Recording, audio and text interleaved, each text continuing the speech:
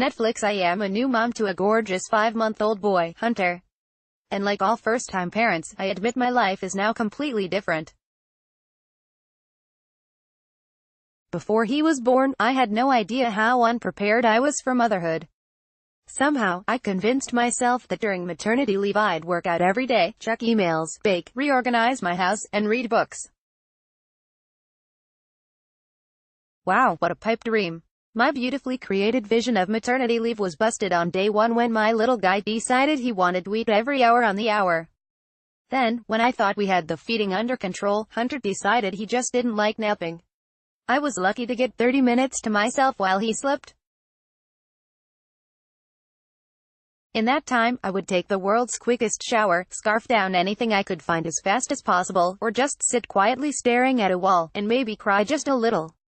Aside from all the new infant issues that arise daily, one thing that has been the hardest for me, personally, is the identity crisis I feel, reconciling who I was before having a baby versus life with my little love.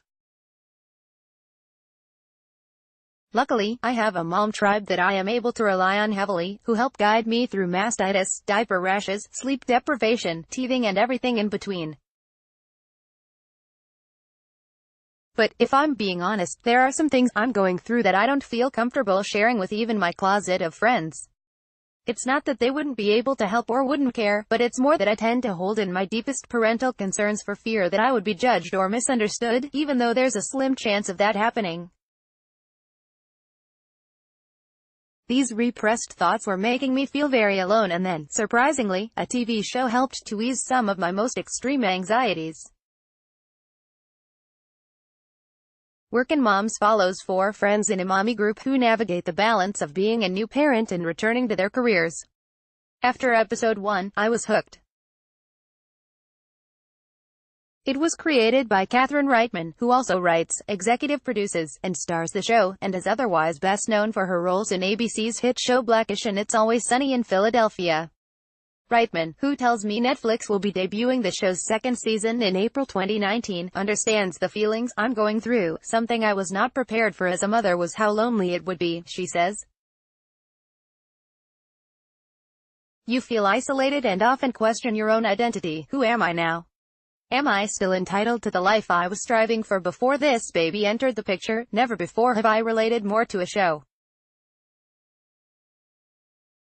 I find myself nodding at the TV when the characters debate whether or not formula feeding was a weakness. I can't tell you how many times I wanted to give up breastfeeding, or when the characters feel harshly judged by other moms.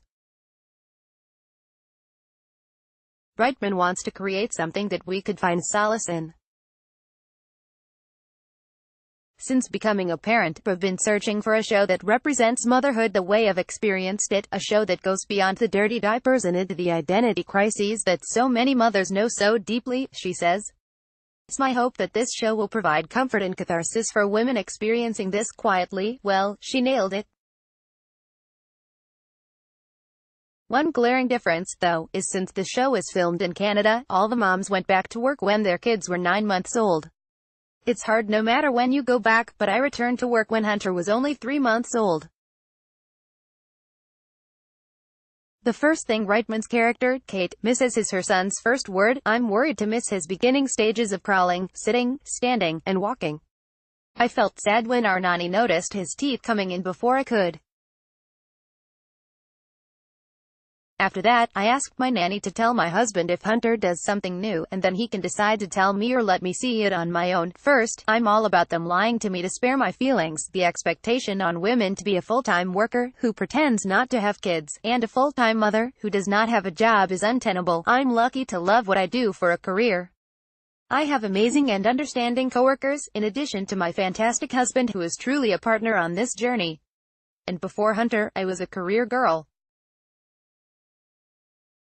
When I first got back from maternity leave, I felt guilty for leaving him to going back to work, scared that he was going to like my nanny more than me, sad that I was going to miss something, and afraid he was going to stop loving me because I was not there all day.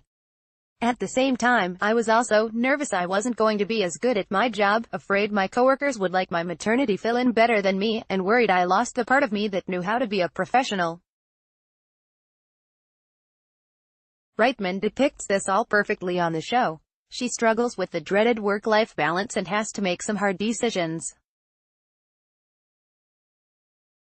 She also understands this on a personal level. I struggle, and frequently fail, at being a good mother with or without my job, she says. The expectation on women to be a full-time worker, who pretends not to have kids, and a full-time mother, who does not have a job is untenable, but in the end, Workin' Moms shows that you don't have to choose between baby and career if you don't want to. No matter what, there will be inevitable bumps along the way, but it's our choice on how we as moms want to live, and there is no wrong path, just the one that works best for us.